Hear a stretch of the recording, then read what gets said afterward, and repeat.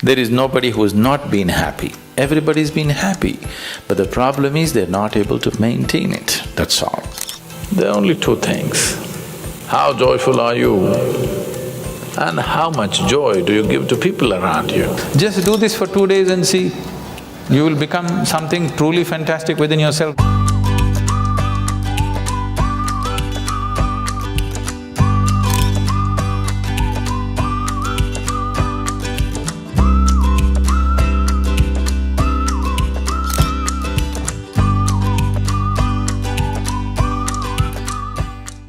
What is well-being?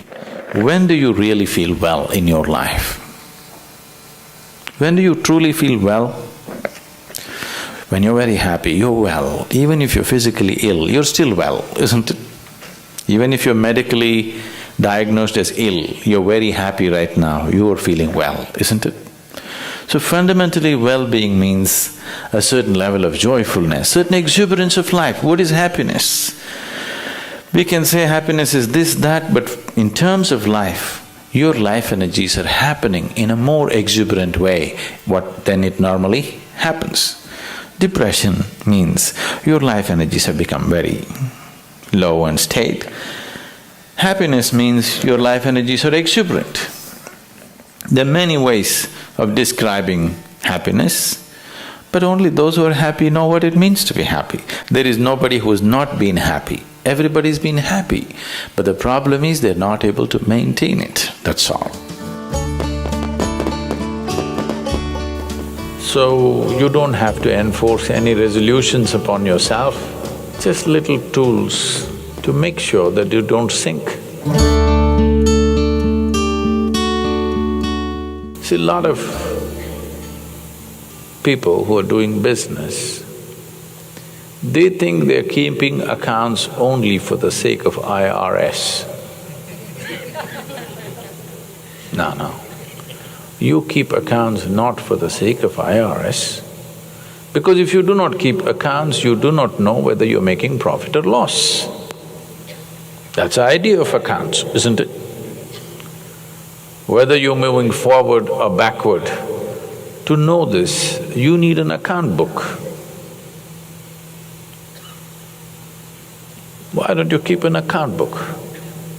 At the end of the day, just check, am I a little more joyful today than yesterday? If you had done this since you were 5 years of age, you would have been ecstatic by now. Profit side became like this because you never kept accounts. One day you checked, when it became very acute, then you see you're in a big loss. Every day, every month, just keep accounts. Am I becoming more joyful or less joyful? There are only two things. How joyful are you? And how much joy do you give to people around you? This you can keep accounts. If you keep accounts of this, people are keeping accounts of their money as if they're going to carry it with them. The real wealth of life is how joyful you are, how wonderful is your experience of life. Joy is not a goal by itself, but it's a necessary ambience for life. If you don't set this one ambience, then whatever you have is just going waste. Tomorrow, if you wake up in the morning… No, this is not my wish, but I want you to know, of all the people who go to bed tonight, over 1 million people will not wake up tomorrow morning. And tomorrow, if you and me wake up tomorrow morning, is it not a fantastic thing? 1 million people did not wake up, you woke up. Is it not a great thing? Yes. You don't seem to think so. Yes. Because the problem is just this, you are living with an idea that you're immortal. When I say you're immortal, you're not actually thinking you're immortal, but you're not conscious of your mortality. If you're not conscious of your mortality, somewhere you think you're immortal, isn't it? How many moments in a day are you conscious that you're mortal? If you were conscious, would you have time to crib? Would you have time to fight with somebody? Would you have time to do some rubbish with your life? If you knew, if you are conscious that you are mortal, you would do nothing other than what is absolutely needed for you and everybody around you. Don't think this is a negative thing. Death is not a negative thing. It's the only thing which has added value to your life. If you're here forever, you would be unbearable. Yes. If you just become conscious of this one thing, that always you're conscious that I'm mortal. You don't have to think, I will die today, we don't intend, we want to live as far as possible. Just you know, one day I will die. Every day, every moment if you remind yourself, this is a brief life, I'm mortal, one day I will end.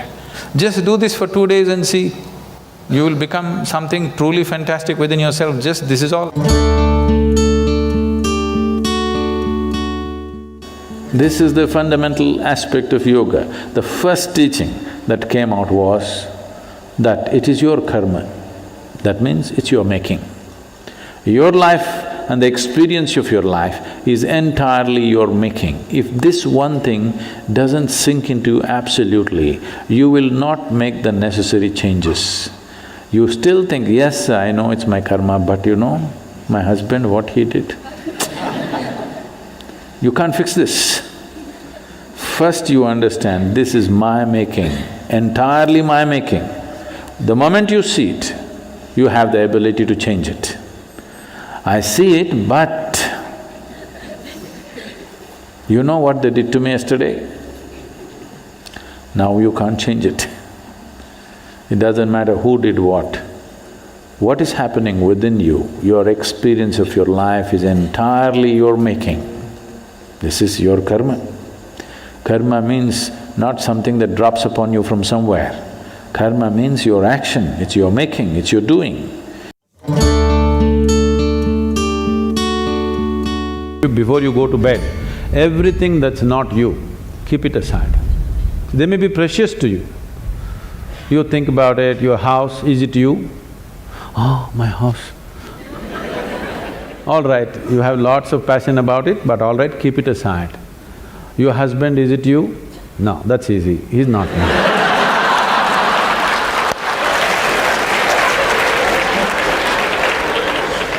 My children, are they me? Oh, little difficulty, but no, they're not me. They're beginning to tell you, if they're 12, they already told you. So the clothes that you wear, is that you? No. The body that you wear, is that you? No. All these thoughts and emotion, is this you? No. Everything that's not you, keep it in one heap. Not physically, just do this mentally. Keep everything aside. Let me see. Every day you practice this, one day when you successfully keep everything aside that you are not, what you are will be there.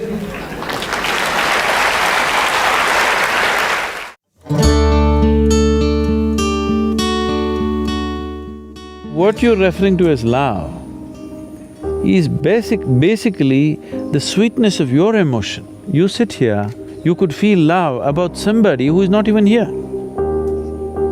So it's got nothing to do with anybody. It is just the sweetness of your emotion. Now is your love affair, your ability to love, is it on self-start or is it on push-start? You can use another person to stimulate that within you, or you can be on self-start mechanism.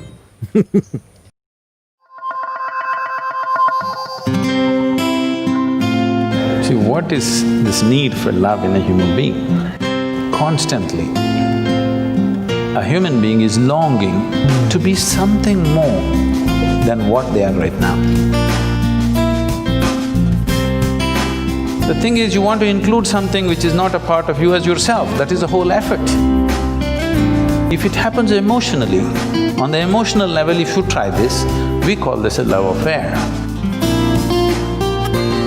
You're trying to make somebody who is not a part of you, a part of yourself emotionally, this is a love affair.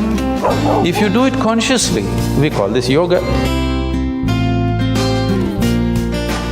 For 5 minutes every day, go sit with something that does not mean anything to you. Maybe a tree, or a pebble, or a worm, or an insect. After some time, you will find you can look upon it with as much love as you hold for your wife, husband, mother, child or dog. Maybe the worm does not know this, the insect does not know this. That does not matter. If you can look at everything lovingly, the whole world explodes into a beautiful phenomena for you. You realize love is not something that you do, it is the way you are.